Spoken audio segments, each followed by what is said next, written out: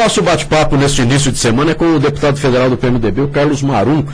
Deputado, antes de falarmos aí sobre o nosso estado e também sobre o seu trabalho na Câmara dos Deputados, gostaria que o senhor falasse um pouco da situação que está passando, né, o nosso país com relação à política do governo do PT e também, claro, dos escândalos que vêm aí a cada dia dando um novo, ou pelo menos tentando se dar um novo rumo na política do nosso país. Bom dia, é um prazer estar aqui. Bom dia. É um prazer maior meu. Eu estava pensando agora, fazia uns 6 meses que eu não venho aqui. E veio bem num momento tranquilo. Veio depois de uma semana tranquila aqui para Mato Grosso do Sul. Obviamente que eu estou brincando, a situação é muito grave, a situação é gravíssima, a situação começa com uma falta de credibilidade da presidente. Quer dizer, a crise política, ela não é a causa da crise econômica, mas hoje ela impede, né, uma mais rápida recuperação do país. Isso é uma realidade. Existe uma presidente sem credibilidade, porque foi eleita passando ao país uma ideia errada do que era o país, é verdade, passou a eleição, teve que aumentar isso, aumentar aquilo, abriu as contas públicas, existia um déficit que já teve que ser maquiado no final do ano passado, com pedaladas. Agora nós estamos aí tendo que votar um orçamento que tinha como meta 50 bilhões de reais de superávit. Está o PLN 5 para ser votado, que transforma isso numa permissão de 120 bilhões de déficit, para que o governo possa tomar dinheiro emprestado para cobrir esse déficit. Então, isso está impactando a economia. Eu vinha para cá ouvindo até a manifestação do Sérgio Cruz, colocando que o Black Friday tinha sido maior, nesse ano, maiores as compras. O que eu acho que gente que não ia atrás do Black Friday passou a comprar do Black Friday. Foi a visão que eu tive. Porque a crise é uma realidade. Nós temos empresas aqui, aquele universo íntimo, 2, 3 mil funcionários, fechou. Nós tivemos aqui aquele atacado na saída para Cuiabá, fechou um atacado, fechado, era macro, né? Sim. Estou dizendo realidades aqui de Campo Grande. Então a crise é muito forte, a situação da presidente, ela não consegue, mesmo que viva hoje uma aparente tranquilidade, ela não consegue reunir o país, a classe política, a população, para enfrentar essa crise. A crise vai para o Congresso a partir do momento em que o Eduardo Cunha, que é o nosso presidente da Câmara, passa a ser um protagonista do processo, aí numa inversão também, porque na verdade, mesmo que ele tenha a ver com o petrolão, como hoje as evidências vão nesse sentido, ele não é um protagonista do petróleo, ele é um coadjuvante, né? E o que fez? Toda essa armação de mídia colocou ele como protagonista, sendo que hoje o único que está denunciado, os 2 únicos políticos denunciados ao STF, depois de um ano de petrolão, são o Eduardo Cunha e o Collor. O senador Delcídio, que hoje vive essa situação absolutamente constrangedora, não tinha sido nem pedido para ser investigado. Não havia nenhum pedido de investigação. A tal lista do Janon não citava o Delcídio. Coisa que causou estranheza, porque todos nós sabemos que o senador Delcídio tinha um papel muito importante junto à Petrobras. Mato Grosso do Sul todo sabia disso. Isso não era segredo para ninguém. E ele não tinha sido investigado. Hoje está lá, agindo. O rapaz aquele, filho do Cerveró, não sei com medo de quê, fez aquelas gravações e praticamente obrigou a PGR tomou uma atitude, senão não tinha nenhum do Partido dos Trabalhadores ainda efetivamente denunciado num escândalo aonde efetivamente o protagonista do processo é o PT, é o Partido dos Trabalhadores. Estão discutindo lá se o Cunha desse petrolão foi $1,5 milhão para o Cunha, que é grave, não estou tirando a gravidade, mas só o Barusco, que esteve lá na CPI e disse que ficava com 1/3 da propina, tinha 300 milhões de reais na conta e ficava com 1/3 da propina. E isso aí até agora não gerou nada. Aí vamos para uma CPI da Petrobras, e a CPI da Petrobras nem reconhece que houve corrupção na Petrobras. Quer dizer, eu, por exemplo, que era da CPI, me recusei a votar, fiz um voto separado, levantei e fui embora. Não vou passar uma vergonha como essa. Mas a CPI da Petrobras chegou à conclusão que não houve corrupção na Petrobras, era uma corrupção, digamos, pontual. Todos sabem que é uma corrupção endêmica. Então, tudo isso é um momento muito difícil. E quer saber de uma coisa, eu não sei qual é a saída. Não sei qual é a saída. A classe política sofre um processo de desmoralização muito grande há muitos anos. parte arrazoada e parte não arrazoada. A imprensa brasileira não soube diferenciar. Eu entendo até muitas vezes que para desmoralizar o político totalmente todos, para poder achacá-los, a imprensa jogou todo mundo na vala comum que todo mundo é ruim. Mas eu coloco isso, eu tenho essa preocupação. Que hoje a gente não acha por onde sair. Não, mas ontem, por exemplo, eu estava vendo o Fantástico. Aí se fez uma grande matéria sobre o bullying. Vocês viram o Fantástico? Estavam todos assistindo, até porque no final, Campo Grande era a notícia. Uma grande matéria sobre o bullying. Né? Aí ao final diz, a partir de fevereiro, uma das leis mais avançadas anti-bullying é a lei brasileira, que foi sancionada pela presidente Dilma. Só que não falou que essa lei foi um projeto do deputado Vieira da Cunha de 2009. Que o presidente Cunha exigiu que tivesse tramitação acelerada, que nós discutimos e nós votamos essa lei anti-bullying, só bota, sancionada pela presidente. Quer dizer, as coisas boas não têm destaque. E hoje a população vê como lá fosse todo mundo um bando de louco, um bando de ladrão. E como é que você vai conseguir reerguer um país desse jeito? Então eu me preocupo muito, por quê? Porque a crise é real, é séria e está difícil de ver sair. A imprensa ela não faz com que o político participe. Mas veja bem. Por que essa ideia de bater tanto para enfraquecer tanto o político? Enfraquecer o político é enfraquecer a democracia. Certo? E vamos dizer, é todo mundo ruim? Será que não existe serviço prestado pela classe política nesse país? Quando você enfraquece o político, você enfraquece a democracia, você torna o político alvo fácil da má imprensa, da imprensa achacadora. Certo? Se você tem a presunção de culpa, você tem medo até de uma notícia ruim contra você, porque a população toda de prova já que a mentira é a verdade. Torna alvo fácil, você não tem juízo. Quer dizer, então, eu entendo que nós temos que... O judiciário está sendo questionado, o papel do judiciário, e se fortalece muito hoje, porque foi questionado. Nós tivemos juízes presos, né? Foi questionado e hoje o judiciário se fortalece. O executivo está sendo questionado, o legislativo está sendo questionado. Eu penso que o papel da imprensa nesse país, e tenho um grande respeito por você, mas coloco com muita naturalidade, também tem que ser questionado. Se não começar a separar o jogo do trigo, o joio do trigo, destacar também o que é bom.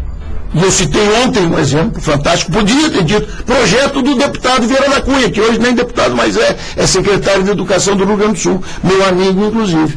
Foi discutido, comissões, foi acelerado pelo Eduardo Cunha a tramitação e foi aprovado na Câmara dos Deputados, com o meu voto inclusive. Mas isso não aparece, foi sancionado, rapidamente sancionado pela presidente. Pois é, mas a presidente, o deputado não está em boa fase. Não, a presidente Dilma não está mal, quer dizer, o projeto não, mas ser ou não ser sancionado por ela, mas o projeto ser sancionado, o Sérgio Cruz, ela tem as glórias. Sérgio, vamos ser francos, a Globo, de uns 6 meses para cá, tem feito um trabalho de sustentação do governo. Evidente. O senhor, a Rede Globo... O senhor, na condição de deputado hoje de oposição, o senhor parece. Agora, a oposição, o pessoal do governo parece exatamente o contrário. E o Michel Temer do PMDB deve agradecer. Pelo amor de Deus. De um tempo para cá, a Rede Globo tem feito um trabalho de sustentação do governo. Sustentação do governo. É um projeto que passa por uma sustentação da mídia, e aí também está a Folha de São Paulo, que você examina hoje, lê hoje a Folha de São Paulo. A Folha de São Paulo, não que não critique de vez em quando, mas é um trabalho de sustentação, que inclusive faz com que uma presidente que tem 70% de ruim péssimo esteja hoje não correndo risco, até tendo muitos seus projetos aprovados. Isso é evidente que a Rede Globo faz.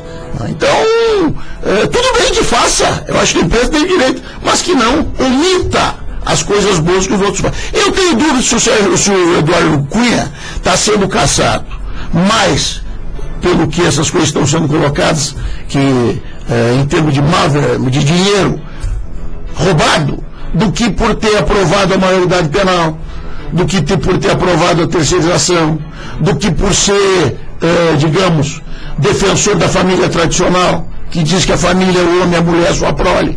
Eu tenho dúvida, o que efetivamente, ou por ter sido contra o governo, o que efetivamente está levando esse fato do Eduardo Cunha ser transformado Né? Agora, tinha telhado de vidro, tinha rabo grande, tem.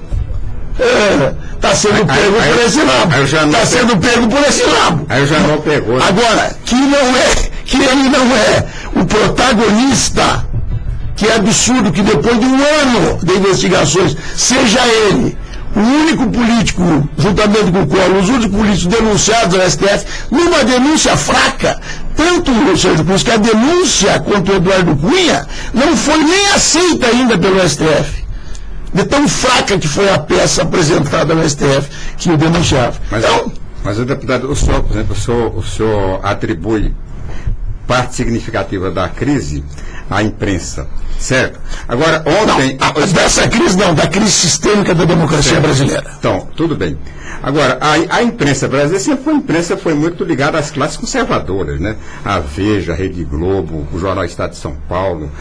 Foram os sustentáculos da ditadura brasileira, foi exatamente esses órgãos que o senhor está citando. Agora, esteve nesse domingo ou sábado, em Campo Grande, o senador, que hoje é das vedetes lá do Congresso Nacional, o senador goiano, o Caiado, e fez uma proposta que eu vou passar para ver se o senhor concorda. Ele está propondo a renúncia da Dilma, do Temer, dos senadores, deputados, e fazer uma nova eleição. O senhor concorda com isso? Olha, se é coisa que eu não tenho medo de eleição, certo? Se é coisa que eu não tenho medo de eleição.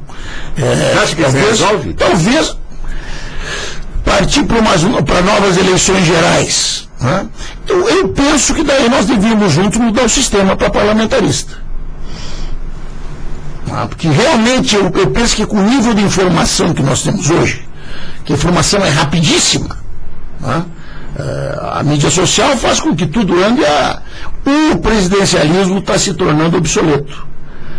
Você veja que hoje não tem o que fazer diante de uma crise. Nós temos uma presidente que definha por falta de credibilidade, porque foi eleita em cima de promessas e mostrando uma imagem do país que não era real, e não tem o que fazer. Então fica tentando caçar Cunha, porque não tem o que fazer. Então eu penso que essa proposta seria válida se nós mudássemos também o regime para um regime parlamentarista, talvez um parlamentarismo francês, o modelo francês, já que, né, o modelo inglês dependeria de um rei, apesar que existe parlamentarismo onde o presidente é um chefe de Estado com alguma força. Aí eu penso que até seria válida uma situação como essa. No mais, eu penso que o TSE deve analisar com frieza esse processo que está em andamento lá. Agora também, quando chega na hora de dar andamento num processo onde é questionada a eleição da Dilma e do Temer, não estou aqui fazendo uma proteção, está sendo questionada a eleição da chapa, se chama para relator uma ministra que achava que o processo, que a investigação nem devia acontecer. Se eu votei dizendo que a investigação não deveria acontecer, fui derrotado, quer dizer, fui até constrangido pelos colegas. E agora eu vou relatar para dizer, eu estava certo, essa investigação não precisava ter acontecido. Mas quer dizer, é uma situação que quase que começa um bolivarianismo, você entende? Quando a gente começa a ver órgãos do judiciário, instituições que deveriam trabalhar para o Estado, trabalhando para o governo. Isso é muito preocupante. Mas deputado, não tem nada para o governo aqui. Quem está sendo preso é o pessoal, exatamente, pessoa ligada ao governo. Quem foi preso? O Delcito, por exemplo, é ligado ao governo, é líder do governo. Foi preso por ação de quem? Foi preso por ação de quem? O Vacari, por exemplo, foi por ação da Justiça. Vamos separar o Moro, separar a Lava Jato, o Moro, separa o Moro. O Moro está fazendo o trabalho dele. Não, tudo bem. Eu estou me referindo à classe política, aonde quem comanda o processo não é o Moro, é a PGR diretamente com o Supremo. Mas está tendo toda independência, quer dizer, não existe nenhum atrelamento do Poder Judiciário e do Ministério Público ao Poder Executivo. Vem cá, você não acha estranho que hoje denunciado seja gente do PP, gente do PMDB, e não seja denunciado gente do PT? A denúncia não tem muito a ver. Mas como que não? Nós estamos sendo caçado o presidente da Câmara dos Deputados.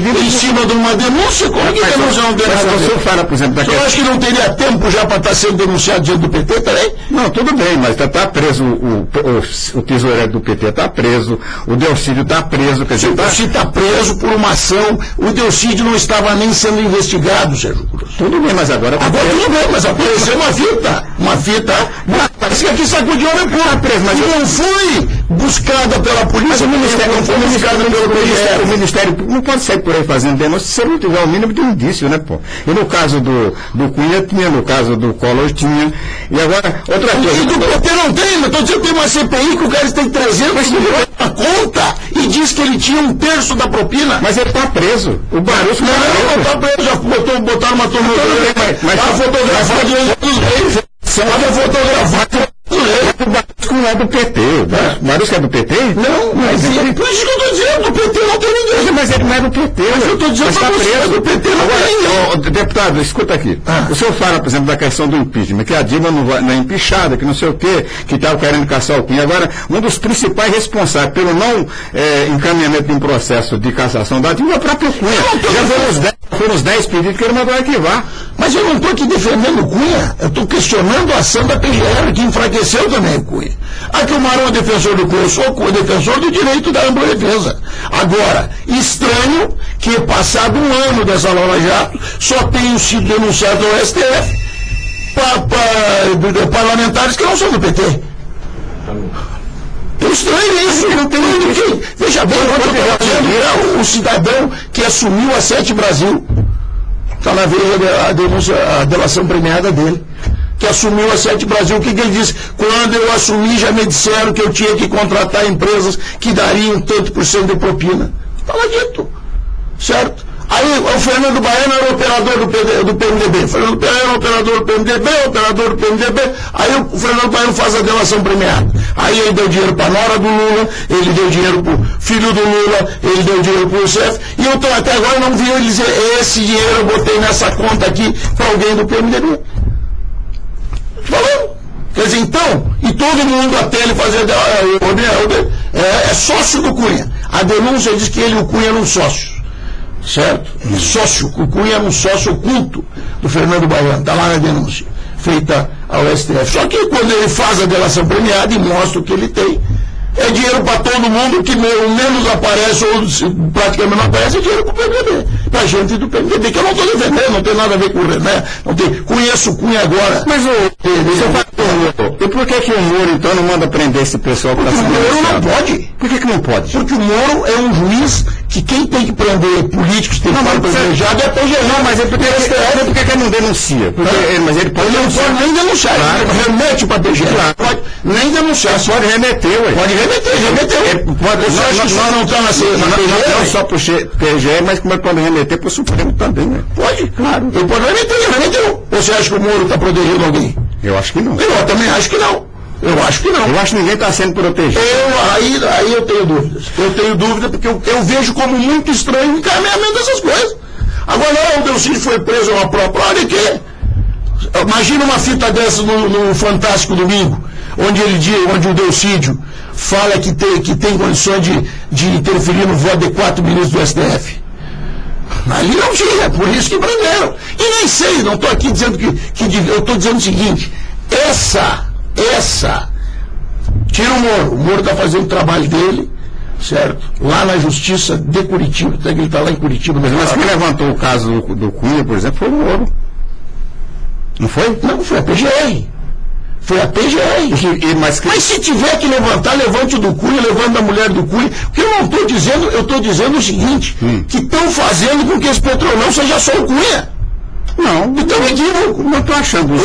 Vem cá, você acha que é certo no escândalo começo com o Petrolão o Cunha ter se transformado no alvo principal e ser o único denunciado até hoje no STF?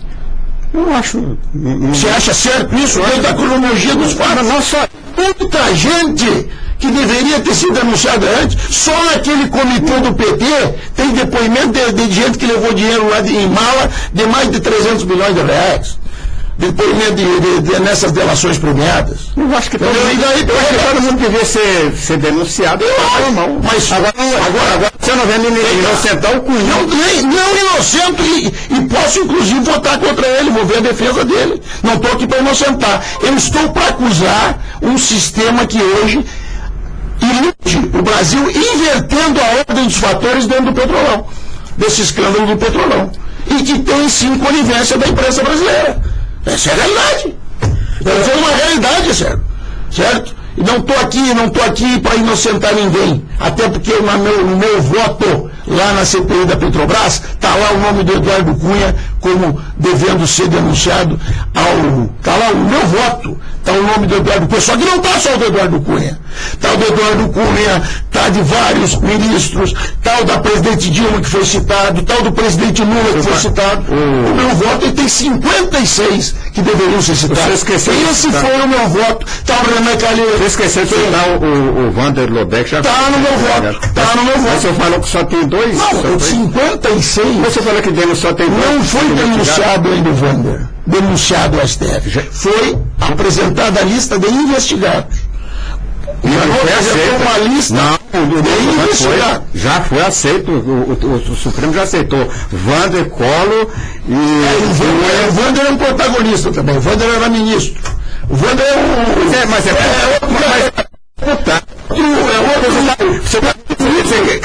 outro peixe miúdo. Aí nós vamos pegar do PT os peixes miúdos. Quer dizer que o senhor considera o. Você acha que se instalaria um sistema de corrupção desse na Petrobras, sem conivência dos outros escalões da República? Você tem que respeitar o Vander. O Vander é um deputado. É meu amigo. Você é o menor que o senhor, não. Pois é, e daí chega ali. Não é menor que eu. Eu estou dizendo que você está entendendo. Você está colocando coisa que eu não estou dizendo. Eu estou dizendo que ele não é um protagonista do Petrolão. Também não é. Isso aí está envolvido os grandes escalões da República. E lá não está chegando a investigação. Está chegando agora via BNDES do Lula. Então, eu coloco aqui com muita tranquilidade. Está havendo uma inversão. Já tem um ano esse Petrolão. Já tem um ano. E não se instalaria um sistema de corrupção desse na maior empresa do Brasil, numa das maiores do mundo, se não tivesse a conivência, no mínimo, a conivência dos altos escalões da República.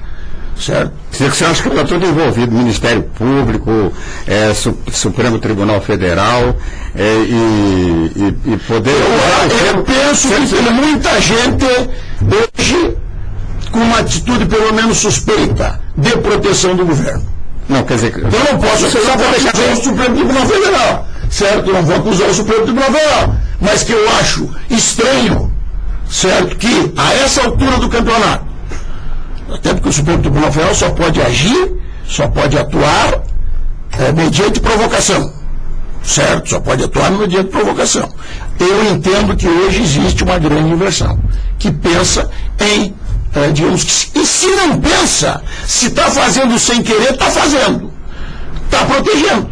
Se está fazendo de forma dolosa ou culposa, intencionalmente ou não, não sei, mas que está protegendo. Por quê? Porque transformaram perante a nação o deputado Eduardo Cunha no chefe do Petrolão. Tem gente que acha que o Eduardo Cunha não leva o presidente da Petrobras. Aí por fora. Então vem cá. Tem culpa no cartório, tem que pagar. Mas tem que pagar todos. O meu voto na Petrobras, Sérgio, na CPI da Petrobras, pedia a denúncia de 56 políticos. Lá estava o Eduardo Cunha, estava o Renan Calheiros, estava o ministro Edson Lobão, estava o Valdir Help, que é meu amigo. Tá? Estava lá, porque foram citados. Pediu aprofundamento da investigação em relação a todos esses.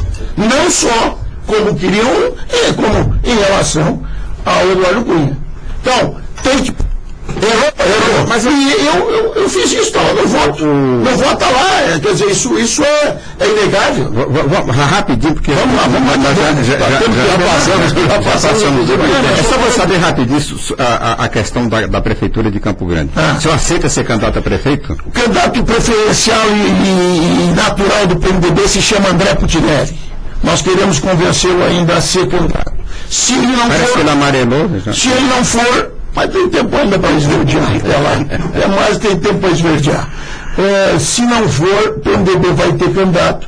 E eu estou com o meu nome à disposição, como tenho certeza que outros também vão colocar seu nome. Lá na frente tiver que ser medo de eleição, não tem. Agora, deputado Marum, claro, e não está falando da sua... A população está pronta também para ouvir seriedade na eleição. E esse é o problema. Houve mentira que não ouviu na outra eleição e elegeu. A população essa pergunta, independente do senhor ou não ser o candidato em 2016 à Prefeitura de Campo Grande, com essa situação hoje que vive o país, com o problema dos políticos, independente de partido, o senhor acredita que vai ser mais difícil levar a mensagem à população brasileira? Isso vai estar mais difícil, está dificílimo. A população não quer nem olhar para a gente, essa é a verdade. Está dificílimo. Agora tem que levar qual é a mensagem, pessoal. O negócio é o seguinte, nós trabalhamos aqui e construímos uma cidade progressista. Foi eleito um prefeito que com o seu vice, que destruíram a cidade em 4 anos.